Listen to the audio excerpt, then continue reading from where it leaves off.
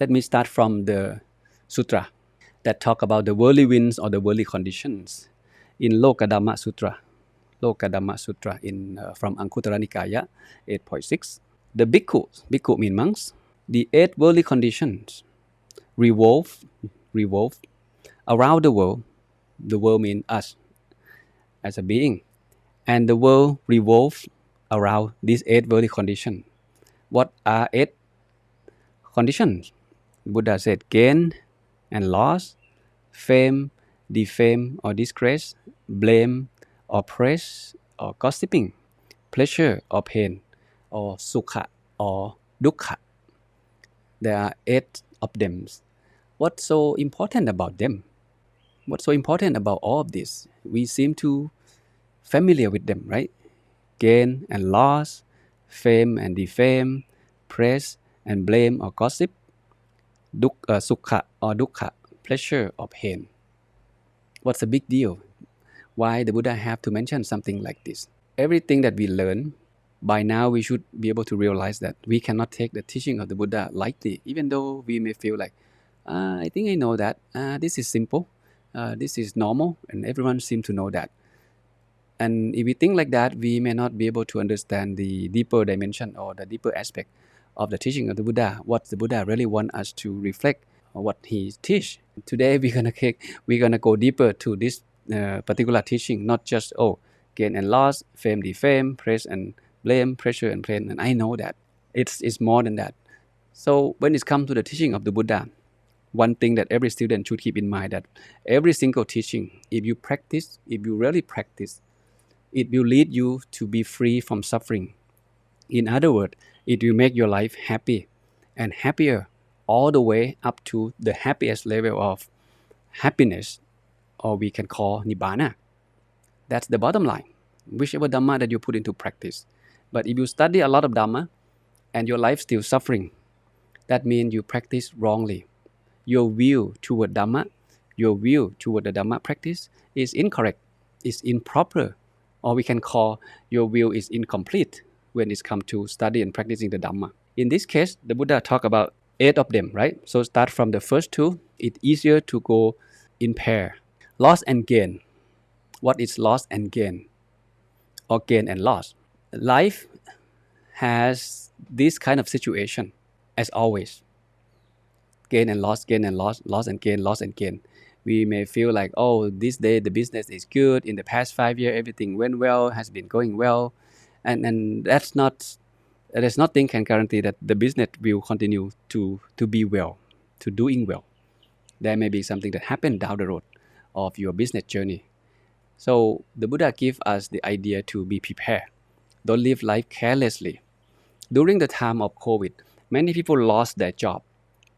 I have seen in the news many manager, many CEO, all of a sudden they don't have job because of the situation of the COVID-19.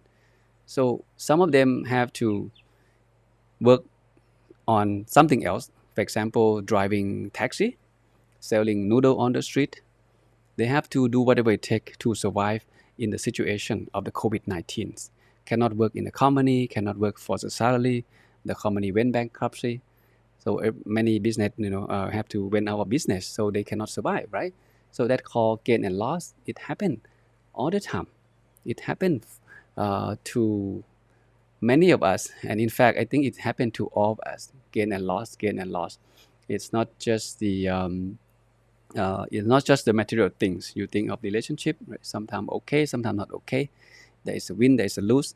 This is the worldly wind that keep hitting us, keep it's come to our life on and off, on and off. If we are lucky, or to be specific, if we have a lot of merit, a lot of bun, okay, our life would be in the good situation, right? Most likely, just like you travel in the smooth way.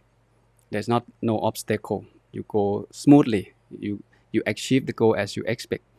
But for some people, it's like up and down, up and down, up and down. Today business good, next month not good, and the next 3 months okay again, on and off all the time. And that's about loss and gain. So when you gain something, you don't be careless. The Buddha teach us more than this. He teach us to not only to accumulate wealth, he also teach us to secure our wealth for this life and for the future life too. And that's the beauty of the teaching of the Buddha, which we cannot find in other doctrine or teacher out there. We'll get to that in a moment after we complete all of this. The second group is called fame and defame. This one is interesting, but if you read the text in English, from my experience that I try to dig deep into this particular sutra, you cannot find something deeper than this, just fame and defame. But if you go back to the Pali, you will notice that the word fame is not just good credibilities. There are two dimensions. First, we can think of fame as you have a good credibility, right? You're a man of good credit. But the second meaning of fame, it's about you have a good subordinate, good people in your life. There are two kinds of fame. If you observe precept, people recognize you that, hey, you are a man of precept, you are a man of your word. This person is good. I like to work with him. I like to do business with him. I like to hang out with him because he's a good man. So you are famous in a way that you have good credibilities, that people can rely on you, people can trust you. Another meaning of fame, like I said, you have a good subordinate. Some people, may be good person, but he lack of good subordinate. He lack of good teamwork. He lack of good spouse. He lack of good kids or good children. He may be a good father, but children is very unobedient. They don't listen to the father. They always bring problem to the family, and that's two dimension. If you want to put into practice, you need to understand both dimension. Then you can practice yourself, and then you can prepare right for the future if you want to develop the idea of having good fame. Okay. Again, just to summarize, it's about you having good credibilities. That's number one. Second one is about you having good people in your life. That's called two kind of fame. And fame can turn to be defame, right? You can one day you can lose your credibilities for some reason. Like, let's use the same example. During the COVID-19, after the company has been doing very well, make good money, and during the COVID-19, the company may have lost profit, less and less customer. If you were the restaurant owner, you may be thinking of, hey, you know what, maybe I can just, cheat a little bit, increase the price a little bit, remove the quality, lower the quality a little bit. And later on, your credibility get lost. People will recognize you that, hey, you are a man, you are not an honest man as I think. Then you lose your credibility. It become defame. And that is hard to bring it back. And how can we protect fame? How can we guard or secure our fame or credibilities? We learn a lot of Dhamma, right? And the Buddha did teach about this. How can we secure our wealth? How can we secure our fame or credibilities? Well, I'll answer this in a moment. Let's move on to the next one because they go together. This one is called praise and blame. Praise and blame. Praise, we understand. We like it. When someone says something good, someone like the work that we do, someone give us a thumb up, we like it. We smile. We happy, right? But on the other hand, if someone blame what you do, someone they don't like what you do, or someone gossip you, say something bad behind your back, what do? This one, you smile, I like it. This one, you don't like it. In the morning, you go to the office, the boss call you in the meeting room, everyone praise you. Wow, you make a lot of sales this month. You are the salesman of the month. We like your work. You're being praised in front of your teammate. You are so happy. After you left the room, someone start talking behind your back. Oh, the reason he, become the salesman of the month because, his father is rich, his family buy his product, this and that. People start to talk something bad behind your back right after you left the room. And when you hear that later, you are upsetting, right? You are upsetting. Happiness, sadness, smiling, crying is on and off. This is life. So back to the question, how can you protect your fame? How can you protect your credibility? Fame and defame, praise and blame. How can you protect people from blaming you, from gossiping you? Can you do that? Or is there any way to prevent this from happening? Or there is no way because of this is the world that we're living in. No matter how hard you try, people are going to blame you anyway. So the teaching of the Buddha, like I said, we need to put into practice correctly and completely. Then we can be saved, right? So how about start from observing 5 precepts? Guard your precept. For how long? For the rest of your life. Whether you work in a company, whether you live life as a layperson, become a father, a boss, a son, doesn't matter who you are. If you start off with guarding your precept, observing 5 precepts, that's the starting point for you to protect your credibilities. You are a kind person. You're not stealing stuff. You don't have the tendency to have a sexual misconduct. You are always telling the truth, telling something that beneficial.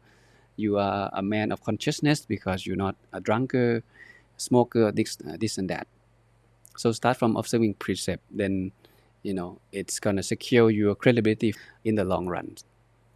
Same thing with praise as well. The reason people praise you because they trust you, because they like the way you work, they like the way you do things, they like the way you make decisions, they like your personalities, right? That's why you're being praised. And when you know that you are a likable person, people like you, you should also come back to this principle. You know what? From now on, I'm in the eye of them. I get attention from all of them in the family or in the company. So I'm gonna have to protect my credibility more. I'm gonna observe precept more. I'm gonna meditate more. And that's something you should take into consideration. Why is this become a problem? If you being praised, you okay, right? You like it. But if you get blamed by someone, whether small or big, nobody like it because we have something called ego. We don't like it. Especially if you're subordinate, someone younger than you, correct you something, give you some information that you make a mistake or you can do better than this. If that happen, can you accept that advice? Or you just gonna get mad when a man who is younger than you, who may be your employee, that says something to you like that?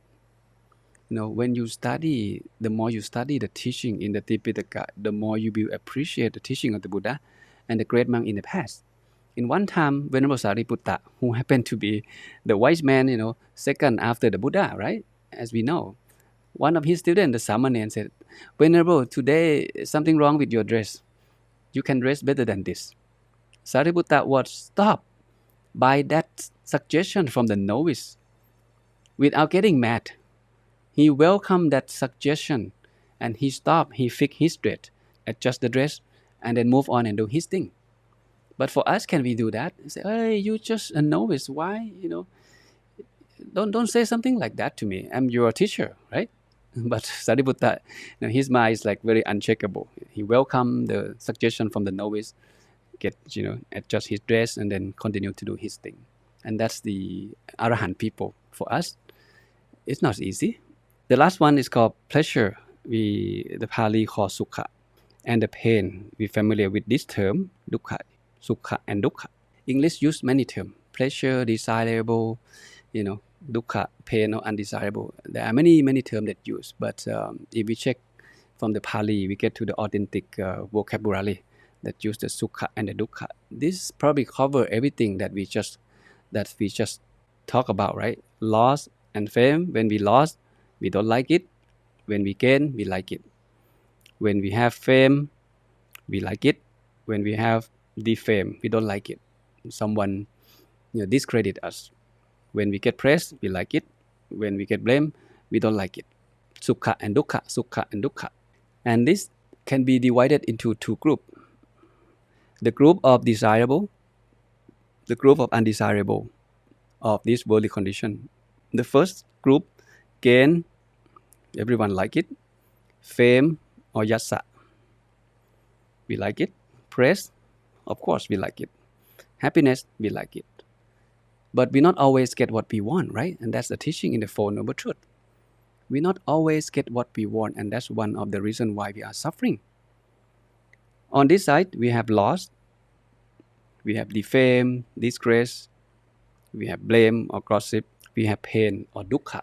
It's about feeling, right? It's about vedana that happening to all of us. The only person or the only group of people in this world that not affected by this worldly condition or the worldly wind are the Buddhas and the great Arahant in the past. Other than that, you and me, ordinary people who walk down this earth, we are affected by this eight worldly condition every single moment in life. The question is, how do we deal with them? The teaching of the Buddha, like I said, always beautiful. He always gives us the solution. So we must pay attention. Then we can put into practice when we get hit by this kind of wind or this kind of condition. There are friends that I know, he cannot accept when someone gossiping him behind his back. When he realized that, oh, someone talked about something bad about me, and he no longer be able to meditate. Just give up everything. Just cannot accept that someone say something bad about me. You see, if you think of you are a man of Dhamma, you are a man of precept, you are a meditator, you feel like you are strong, you have been practice meditation for years, you have been study Dhamma for years, and all of a sudden, someone says something bad to you, you don't like it, and you give up everything. I'm not worth it. I don't like it. I don't like what he said. You might become crowded, and you quit doing good. Stop meditation. Stop reading Dhamma book. Just allow the mind or life flow along with the defilements, greed, hatred, delusion. I'm not gonna go meditate. I'm just gonna sit here and watch movie all day long. Just giving up. Please don't be like that. This is the worldly condition. You have come this far. You are advanced Dhamma student. You should know how to deal with this. Okay, so now let's see how the Buddha teaches us to deal with this. I like this sutra. It's not long, but it's quite very rich with useful information. Gain and loss, fame and disgrace, blame and praise, pleasure and pain. These qualities, all of this, among people are impermanent, transient, and perishable. Transient means they don't live long. It come and go. The impermanent, we familiar with that. Impermanent means changing moment to moment. That's the meaning of impermanent. And perishable, right? You think of vegetable. You leave it outside the fridge. After 1 or 2 hours, it's gone. It's turned bad. It's perishable. So all of these qualities, all of this Dhamma, they possess 3 of these qualities. They are impermanent, they are transient, and they are perishable. What's the benefit of us knowing this? He said, an intelligent or wise and mindful, a person who has sati, person knows that these things, seeing that they are perishable. Desirable things don't disturb their mind, nor are they repelled by the undesirable. In other words, whether positive or negative that come and hit you, that you are facing, it doesn't bother you. They don't disturb the mind. They don't disturb their mind, the mind of wise people. So if we still get disturbed by this thing, positive, negative stimuli, and if we like something, we smile, we don't like something, we cry. That means we're not wise, right? We need more education. We need more sati or mindfulness. We need to practice more of this. Both favoring and opposing are clear and ended. They are no more. Knowing the stainless, sorrowless state, they who have gone beyond rebirth understand rightly. That's why I said earlier, only the Buddha and the Arahant, the great monk in the past, they don't get disturbed by this worldly wind or worldly condition. But for of us, we see something we like, the mind feel joy, happy, and crave for more. We see something we don't like, we hate it, we run away from it, or we want to destroy it. My question to you is, let's summarize this. In this worldly condition, 8 of them, right?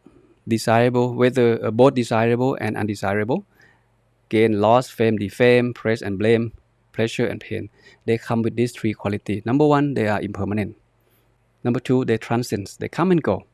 Number 3, they don't last forever. They're perishable. When you are happy, can you keep that happiness all day long? Can you keep the same happiness for 1 day, 2 days, 1 week, 1 month? Or when you feeling painful with something, you lost someone you love, can you hold on that pain from losing something or someone you love for the rest of your life? Life is filled with stimuli. Every day the mind is bombarding with positive and negative. all the time. They don't last long. That's why they call Vedana. Vedana or feeling. Feeling is a part of the five aggregate, right? They don't last long. They come and go. In the morning, you feel upset about something. Maybe, let's say, you may lost your job. You love your job. You're a CEO. You run the company for many years. All of a sudden, the board of management said that, you know what, we're going to fire you for some reasons. You came home very upset, very sad, don't know what to do, have family to take care of. You have credibilities in the society. People recognize you as, one of the best businessmen. And all of a sudden, you lost your job. You lose your faith. You upset. You have no way out. You don't know what to do. But in the late afternoon, you bought one lottery maybe. And it happened to be your lucky day. And that day you win that lottery. All of a sudden, from being sad, being upset in the evening, you win, let's say, maybe 100 million by winning that, lucky number. You become a millionaire at the end of the day. So you forget all the sadness that's happening in the morning. I don't care about the company. Tomorrow I'm not going to work. I'm going to spend the money that I have. I'm going to travel the world. You see your emotion change because you receive the different stimuli, right? Different situation that you are facing. Okay. My question to you is, this is the keyword that the Buddha gave us the hint. He did not say explicitly. The mind, the good mind, is the mind that don't disturb whether positive stimuli or negative stimuli that come to you, right? Praise, blame, fame and defame, pleasure and pain, gain and loss. They're positive, they're negative. The good mind here, or the mind of the wise person, they don't disturb by this thing, positive or negative. The question is, how can we do that?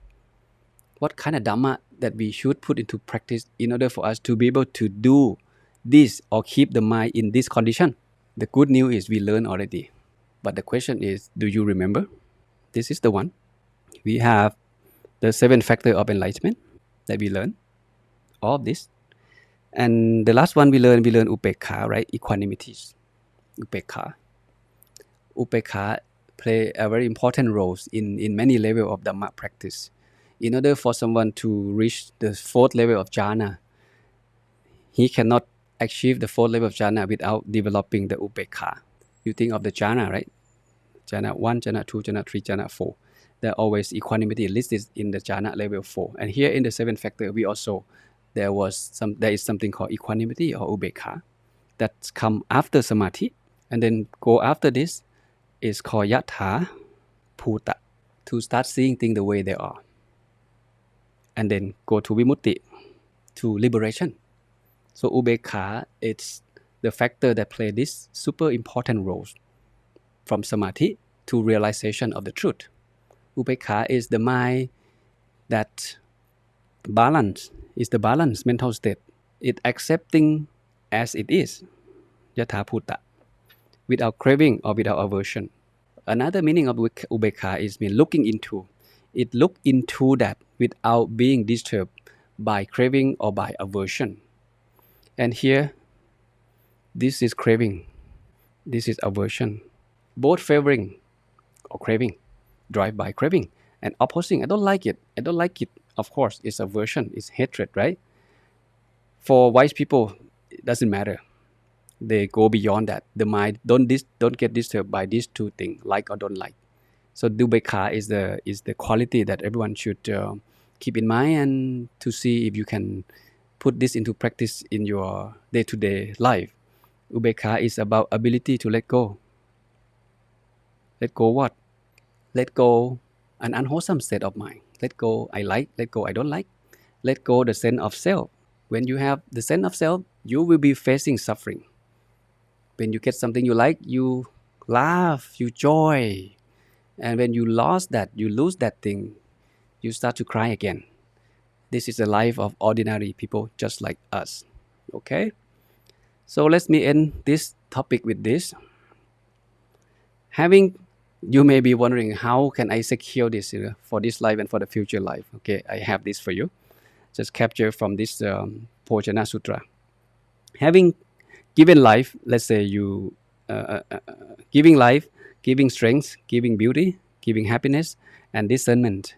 One is long live. If you want to live long, and if you want to be famous, wherever one is born, This is the Buddha give us the practical way to secure our good future or good fortune. By doing this, it will yield the result which lead you to live long life and have a good credibility. You give what you get. Let's say you're offering food to the monk, you give life to the monk, you give strength to the monk, you give beautiful to the monk. And I mean, without food, right, the body cannot last. Like the skin will be deteriorate, and after eating that food, the monk is happy, and the monk can study Dhamma to develop his wisdom. So all of this, just by offering one meal to the monk, you gain all of this. It lay down the pathway for you to live long and to be famous, and that's according to the teaching of the Buddha in this particular sutra. Okay, so if you want to be a good businessman and secure your wealth, whatever business you're doing in the future, and you want that business to continue to prosper and success, the idea is you need to find a way to give. The more you give, the more you get. Don't be stingy. Okay, that's the rule. That's the law of karma.